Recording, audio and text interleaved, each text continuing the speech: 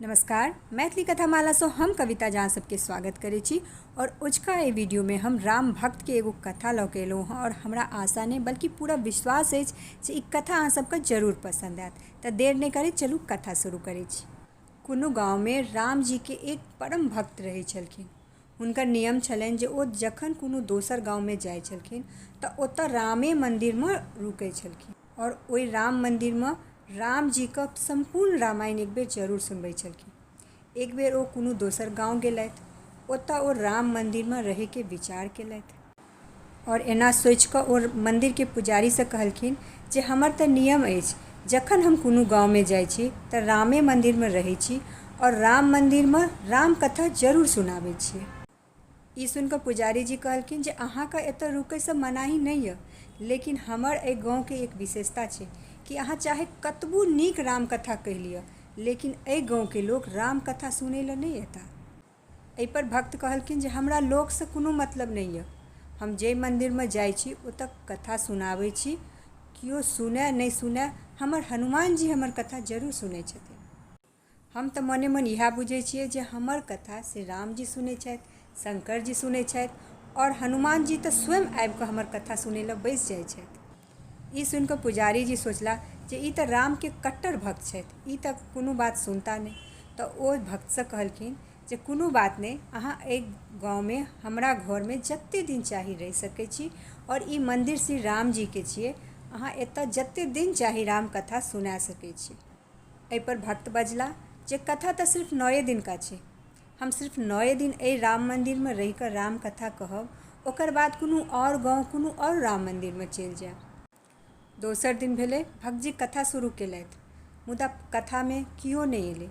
पंडित जी सिर्फ मंदिर के साफ सफाई कऽ कऽ चलि गेलथि। एक दिन बीतल, भक्त जी असगरे कथा कहलथि। दोसरो दिन अहिना बीत गेलै, कियो कथा सुनै लए नहीं एलै।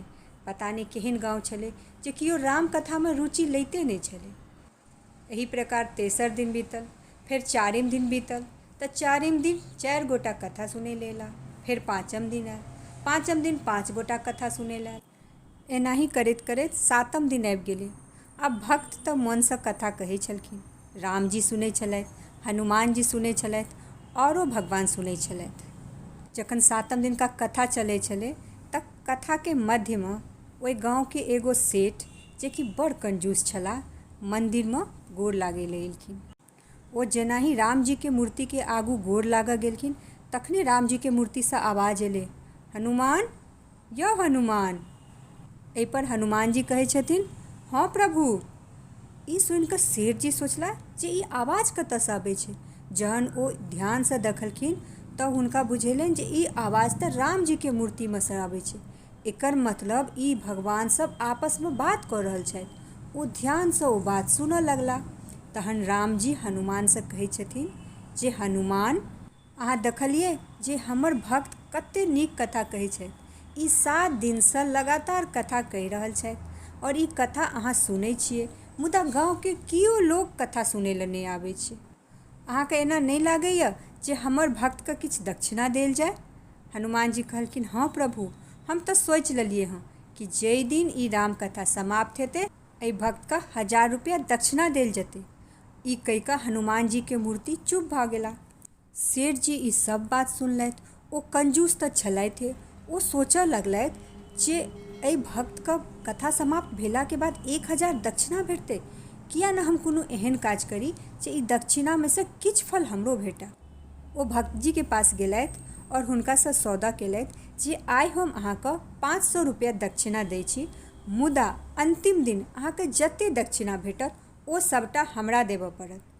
भक्त जी कहलखिन, कोनो बात नहीं, अहाँ जते दक्षिणा देबऽ चाही ई अहाँके इच्छा अछि। ई सब दक्षिणा हम नीके कार्य में लगायब। और सोचलथि जे एहि गाँव में कियो कथा सुनै लए तऽ आबै नहीं छै, अंतिम दिन हमरा दक्षिणा की भेटत, तऽ जएह 500 रुपया ई सेठ जी दै छै, इएह हम खुशी खुशी लऽ लै छी और हिनकर बात मानि लै छी। और ओ सेठ जी के बात मानि गेलथि जे ठीक छै, अहाँ आइ हमरा 500 रुपया दऽ दिअ दक्षिणा में और अंतिम दिन हमरा जते भेटत अहाँ लऽ लेब। और सेठ जी मानि गेलथि और हुनका 500 रुपया दऽ देलखिन। 8म दिन और 9म दिन भक्त जी बढ़िया बढ़िया प्रसाद बनेलथि और भगवान को भोग लगेलथि और 9 दिन कथा सम्पन्न केलथि बढ़िआँसँ, कियाकि हुनका किछु पैसा पहिने दक्षिणामे भेट गेल छलनि। तऽ ओ बढ़िआँसँ अपन पूजा समाप्त केलथि और अन्तिम दिन जाय लगलखिन। जखन ओ जाय लगलखिन तऽ सेठजी अयलनि और कहलखिन जे रुकू, अहाँ जतेक दक्षिणा भेटल से हमरा दऽ कऽ जाउ। ओ कहलखिन जे हम किछु नहि लेलहुँ हँ, अहाँ देखियौ जतऽ बैसि कऽ हम पूजा करै छी और कथा सुनबै छलियै ओतहि हैत जे दक्षिणा हमरा भेटल हँ, हम एहिमेसँ किछु नहि लेलहुँ हँ, हम जाइ छी आब दोसर गाँव, दोसर राम मन्दिर। ओ कहलखिन नहि नहि, अहाँ झूठ बाजै छी, अहाँके 1000 रुपैआ भेटल हँ, अहाँ ओ 1000 रुपैआ हमरा लाउ। कहलखिन महाराज हमरा जे भेटल हँ से ओतहि यऽ, अहाँ जाकऽ देखियौ। सेठजी जाकऽ हुनका आसनपर देखैत छथि तऽ मात्र 15-16 रुपैआ रहै। ओ कहलखिन नहि, ई तऽ झूठ बाजै छथि। मुदा भक्तजी कहलखिन नहि, हमरा आइ एतबा भेटल हँ, ओ चलि गेलथि। एहिपर सेठजीके बड़ तामस चढ़लनि। ओ मन्दिरके मूर्ति लग गेलथि और कहलखिन जे ओहि दिन तऽ अहाँसभ बड़ जोर जोरसँ बात करै छलहुँ जे कथाके अन्तिम दिन भक्तजीके 1000 रुपैआ देनाइ छै। अगर अहाँ 1000 रुपैआ दैतियै तऽ आइ हमरा ई नुकसान नहि होइतऽ, हमरा 500के फायदा भए जेतऽ। अहाँ एखन तक दक्षिणा किया नहि चढ़ेलियै हँ? पर ओ तऽ छल मूर्ति, सब चुप छल। एहिपर सेठजीके बड़ तामस चढ़लै और कहल जाइ छै ने कि तामसमे आदमी अपन विवेक खत्म कऽ दै छै। और तामसके वशीभूत भऽ सेठजी एक जोरसँ प्रहार हनुमान जीके मूर्ति पर केलखिन और एहिपर हनुमान जी हुनकर पैर पकड़ि लेलथि। हनुमान जीके मूर्ति सेठ जीके पैरके एतेक जोरसँ पकड़ि लेने रहै जे बार बार प्रयास केलाके बादो सेठ जी अपन पैर नहि छोड़ा सकलथि। आब राम जीके मूर्ति बजला हनुमान। हनुमान कहलनि जी प्रभु। राम जी कहला अहाँ तऽ कहने छलिए कथाके अन्तिम दिन भक्त जीके 1000 रुपैआ देल जेतै, लेकिन अहाँ तऽ सिर्फ 500 रुपैआ दिएलिए हँ। हनुमान जी हँसि कऽ कहलखिन प्रभु, ई सेठ जी एखन 500 रुपैआ और दैवला छथिन भक्त जीके, तैँ तऽ हिनकर पैर हम कसि कऽ पकड़ने छियनि। सेठ जी कहऽ लगलखिन हमर पैर छोड़ू, हमर पैर छोड़ू, जल्दीसँ ओहि भगत जीके पकड़ि कऽ आनू, हमरा हुनकासँ अपन 500 रुपैआ वापस लेनाइ यऽ। एहिपर हनुमान जी कहऽ लगलखिन सेठ जी अहाँ एना छूटैवला नहि छी, जामे तक अहाँ 500 रुपैआ दक्षिणा भगत जीके नहि देबै हम अहाँके पैर नहि छोड़ब। आब सेठ जीके हालत बड़ खराब भऽ गेलै। ओ जोर जोरसँ चिकरऽ लागल जे कियो हमरा बचाबू, कियो हमरा बचाबू, हनुमान जी हमर पैर पकड़ि लेने छथि। मन्दिरमे चारू कात बहुत लोक रहथिन, सब कियो ओतऽ आबि कऽ जमा भऽ गेलथि। सब आबि कऽ सेठ जीसँ पूछऽ लगलखिन जे की भेल, किया एना चिकरै छी? सेठ जी कहलखिन हमरा बचाबू, हनुमान जी हमरा पैरके बान्हि देने छथि। आब ई बात तऽ और ककरो देखाइ नहि छलै। सब सोचऽ लागल जे सेठ जी पागल भऽ गेला हँ। किछु लोग भागैत भागैत गेला और सेठ जीके अङ्गनामे जाकऽ हुनका परिवार सबके कहलखिन जे सेठ जी पागल भऽ गेलथि तऽ मन्दिरमे हल्ला कऽ रहल छथि। हुनकर 2टा सुपुत्र एलखिन मन्दिर और कहलखिन बाबूजी की भेल, किया एतेक हल्ला करै छी? सेठ जी कहलखिन जे हनुमान जी हमरा पैरके बान्हि देने छथि। हुनकर पुत्र सब कहलखिन किया बान्हि देने छथि? तऽ सेठ जी कहऽ लगलखिन जे एक भक्त जी एतऽ कथा कहै छलखिन, हम हुनकासँ सौदा केने रहिए जे कथा समाप्ति दिन जतेक अहाँके दक्षिणा भेटत से अहाँ हमरा दऽ देब, तामे हम अहाँके 500 रुपैआ दै छी। हम तऽ ओहि दिन हुनका 500 रुपैआ दऽ देलिए, मुदा आइ अन्तिम दिन दक्षिणामे हुनका किछु भेटलनि नहि। एहि तामससँ हम एहि मन्दिरमे एलिए और तामससँ हम एहि हनुमान जीके ऊपर पैरसँ प्रहार करैवला रहिए, लेकिन जेना ही हम पैर उठेलिए हनुमान जी हमरा पैरके पकड़ि लेलथि हँ और बान्हि देलथि हँ। आब हनुमान जी छथि जे हँसले जाइ छथि और बार बार हमरासँ कहै छथि जे सेठ जी ओहि भक्तके जाकऽ 500 रुपैआ दऽ अबियौ तखन हम अहाँके पैर छोड़ि देब। अब एना बात चलिए रहल छलै कि सबके सामने भगवान शंकर जीके मूर्तिसँ आवाज एलै। शंकर जी हँसैत बजला हनुमान जी आब तऽ भक्त जी बहुत आगू चलि गेलथि हँ कि आबो अहाँ हुनका सिर्फ 500 रुपैआ दिएबै। एहिपर हनुमान जी कहलखिन जे प्रभु अगर अहाँ आदेश करी तऽ हम फेरसँ 1000 रुपैआ निकलबाबू एहि सेठसँ। हे प्रभु अहाँ जतेक आदेश करबै हम ओतेक दक्षिणा सेठ जीसँ निकलबा कऽ भक्त जीके दिलवा देबै। भगवान शंकरके मूर्ति कहऽ लगलखिन जे आब तऽ 1000 रुपैआ दिएबाक चाही, किएक तऽ सेठ जी आनाकानी करै छथि दैमे और भक्त जी सेहो बड़ दूर निकलि गेल छथि। साथे साथ सेठ जी भक्त जीके झूठ कहलखिन हँ और हुनका ठकैके प्रयास केलखिन, तऽ आब 1000 रुपैआ देनाइ सेठ जीके बनै छनि। आब मूर्ति सबके ई बात गाँवके सब लोग सुनलक, सब हैरान भऽ गेला।